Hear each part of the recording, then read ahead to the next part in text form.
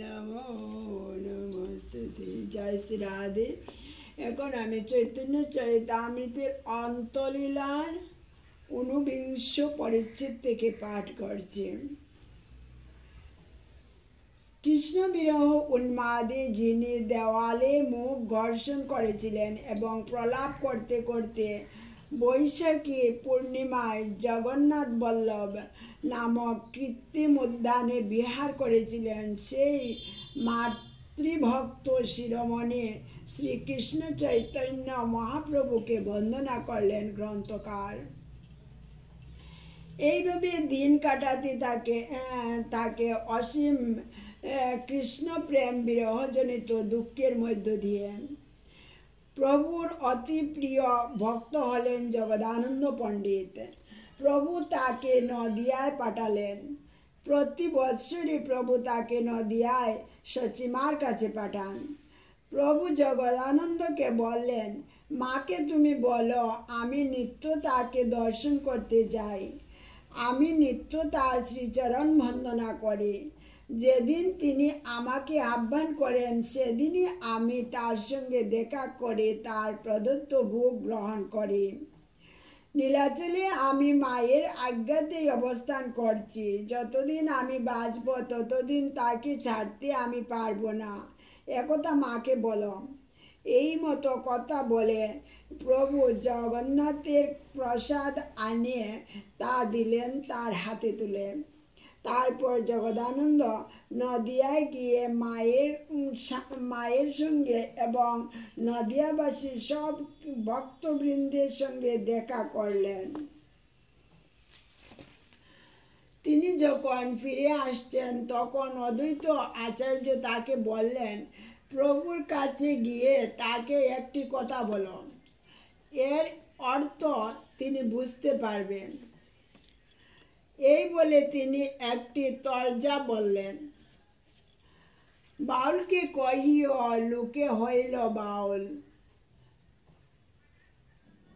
বাউলকে কহিও হাটে না বিকায় চাউল, বাউলকে কহিও কাজে নাহিক আউল, বাউলকে কহিও ইহা কহিয়াছে বাউল। জগদানন্দ এই কথাগুলি এসে বললেন নীলাচলে প্রভুর কাছে।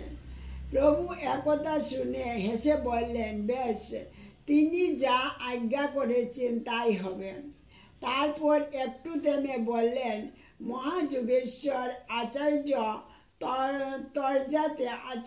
তরজাতে সমর্থ, আমি তার তরজার অর্থ কিছু বুঝতে পারছি না। এদিকে একথা শুনে সব ভক্তগণ বিস্মিত হলেন, কেবল স্বরূপ গোসাই কিছু বিমনা হলেন। সেদিন থেকে প্রভুর কৃষ্ণ উন্মাদ দশা প্রায় দ্বিগুণ বৃদ্ধি পেয়ে গেল। দিনরাত প্রভু শুধু কৃষ্ণ বিরহে কাতর, এক মুহূর্ত সুস্থির নন তিনি। রামানন্দের গলা ধরে প্রভু প্রলাপ বললেন, স্বরূপকে শ্লোক পাঠ করে প্রশ্ন করলেন। ললিত মাধবে সেই শ্লোক বলা হয়েছে। শ্রী রাধিকা বললেন, হে সখী, কোথায় সেই নন্দকুলচন্দ্র কৃষ্ণ, কোথায় শিখিপুচ্ছ বিভূষিত সেই শ্রীকৃষ্ণ কোথায়? যিনি মধুর মুরলীর ধ্বনি করেন সেই শ্রীকৃষ্ণ কোথায়? ইন্দ্র নীলমণি মতো যার কান্তি সেই শ্রীকৃষ্ণ কোথায়? আমার জীবন রক্ষার একমাত্র মহৌষধ সেই শ্রীকৃষ্ণ কোথায়? হায়, সেই অমূল্য নিধি আমার পরম বান্ধব সেই শ্রীকৃষ্ণ কোথায়? দিক দিক সেই বিধিকে, যে এমন প্রিয়তমের সঙ্গে আমার বিচ্ছেদ ঘটালো। বিধিকে ভৎসনা করতে করতে তিনি শ্রীমদ্ ভাগবতের একটি শ্লোক পাঠ করলেন। শ্রীকৃষ্ণকে নিয়ে যাওয়ার জন্য অক্রূর মহাশয় যখন ব্রজে এসেছেন তখন গোপীরা তা জানতে পেরে তাদের সেই মহাবিপদের জন্য বিধাতাকে দোষী সাব্যস্ত করে বলেছেন, হে বিধাতা, এ বড় আশ্চর্য যে তোমার দয়ার লেশমাত্রও নেই। তোমার দয়া থাকলেও তুমি জীবগণকে বহু ভাব ও প্রীতির দ্বারা একবার সংযুক্ত করে তাদের বাসনা পূর্ণ হতে না হতে কি করে আবার তাদের বিযুক্ত করতে পারো। অতএব বুঝতে পারছি তোমার ব্যবহার বালকের ব্যবহারের মতোই অসার। এইভাবে প্রলাপ করতে করতে অর্ধরাত্রি কেটে গেল। স্বরূপ প্রভুকে গম্ভীরায় শোয়ালেন।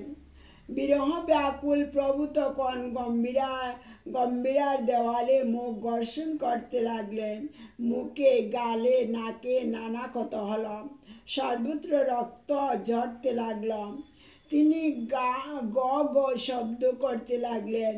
তখন স্বরূপ ছুটে এসে দীপ জেলে দেখেন এই অবস্থা। তিনি প্রভুকে বললেন, কি করে এমন হলাম?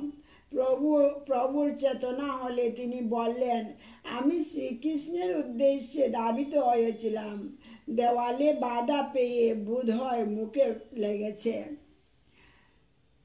সেই দিব্য উন্মাদ অবস্থা দেখে সকলে দুঃখিত ও চিন্তিত হলেন। স্থির হলো পরদিন থেকে শঙ্কর পণ্ডিত প্রভুর সঙ্গে শয়ন করবেন। পরদিন থেকে শঙ্কর পণ্ডিত প্রভুর পায়ের কাছে শয়ন করলেন। প্রভু তার দেহে পা তুলে দিয়ে শয়ন করতে লাগলেন। তাই সেই দিন থেকে শঙ্কর পণ্ডিতের নাম হলো প্রভু পাদোপাদান। শঙ্কর প্রভুর পায়ের কাছে নিরন্তর ঘুমায়, কিন্তু প্রভু চেতনা পেলে সে জেগে উঠে। সে প্রভুর হাত পা টিপে দেয়, সারা রাত জাগরণ করে কাটায়। এই লীলা শ্রী রঘুনাথ দাস তার গ্রন্থে বর্ণনা করেছেন। সুন্দরভাবে বর্ণনা করেছেন তার চৈতন্য স্তব কল্পবৃক্ষে।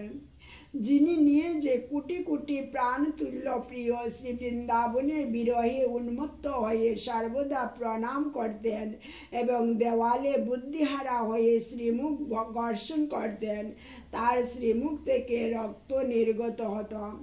সেই শ্রী গৌরাঙ্গদেব আমার হৃদয়ে উদিত হয়ে আমাকে ব্যাকুল করেছেন। একদিন বৈশাখের পূর্ণমাসী দিনে রাত্রিবেলা মহাপ্রভু চললেন উদ্যানে। দিব্য উন্মাদ ভাবে তিনি বৃন্দাবন ধামে মহাপ্রভুর জগন্নাথ বল্লভ উদ্যানে প্রবেশ করে ললিত লবঙ্গলতা পদ শুনলেন। তারপর শ্রীকৃষ্ণ দর্শনে আনন্দে মূর্ছিত হয়ে পড়লেন। সঙ্গে সঙ্গে শ্রীকৃষ্ণের অঙ্গের সুগন্ধে যেন সারাটা উদ্যান ভরে উঠল। মহাপ্রভুর এইসব দিব্য লীলা তর্ক দ্বারা বোঝা যায় না। দিব্য অনুভূতি হৃদয়ে নিয়ে এগুলি একান্ত আত্মগতভাবে অনুভব করার বিষয়। এই শ্রীকৃষ্ণ প্রেমের সামান্যতম স্ফুলিঙ্গ যার হৃদয়ে জাগে, তিনি এ লীলা অনুসরণ করতে পারবে। জয় শ্রী রাধে। হরে কৃষ্ণ কৃষ্ণ কৃষ্ণ হরে হরে, হরে রাম রাম রাম হরে হরে। জয় শ্রী রাধে।